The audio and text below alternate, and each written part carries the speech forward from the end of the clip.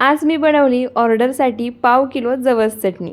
त्यासाठी गॅसवर पॅन गरम करायला ठेवला, त्यामध्ये तीळ घालायचे, त्यासोबतच जिरे घालायचे आणि तीळ छान तडतडेपर्यंत मंद आचेवरती भाजून घ्यायचे, एका ताटामध्ये काढायचे। त्यानंतर त्याच पॅनमध्ये 1 वाटी जवस घालायचे, जवससुद्धा मंद आचेवर हलकेसे गरम होईपर्यंत तडतडेपर्यंत भाजून घ्यायचे। त्यानंतर जवससुद्धा ज्या ताटामध्ये तीळ काढून घेतले आहेत त्यामध्ये काढून घ्यायचे। त्यानंतर पुन्हा तोच पॅन गरम करायला ठेवला आहे, त्यामध्ये 2 चमचे शेंगदाणा तेल घालायचं, अर्धी वाटी किसलेलं सुकं खोबरं घालायचं आणि खोबरंसुद्धा हलकासा रंग बदलेपर्यंत भाजून घ्यायचं। एखाद्या ताटामध्ये काढायचं, पुन्हा त्याच पॅनमध्ये 1 चमचा शेंगदाणा तेल घालायचं आणि पाव वाटी शेंगदाणेसुद्धा छान खरपूस असे तेलामध्ये भाजून घ्यायचे। थोडंसं तेल पॅनमध्ये शिल्लक आहे, त्यामध्ये 10 ते 12 लसणाच्या पाकळ्या घालायच्या, लसूणसुद्धा हलकासा रंग बदलेपर्यंत भाजून घ्यायचा। त्यानंतर इथे मी मूठभर कढीपत्त्याची पानं घेतली आहेत, ती घालायची। कढीपत्ता सुद्धा छान खरपूस होईपर्यंत भाजून घ्यायचा।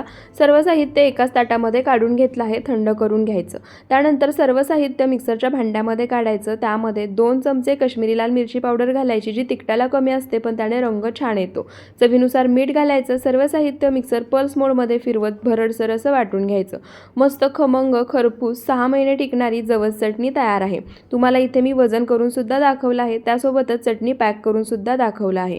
तुम्हाला सुद्धा जर ही जवस चटणी माझ्याकडून ऑर्डर करायची असेल तर स्क्रीनवर जो नंबर दिला आहे त्यावर तुम्ही व्हॉट्सअप मेसेज करू शकता। धन्यवाद।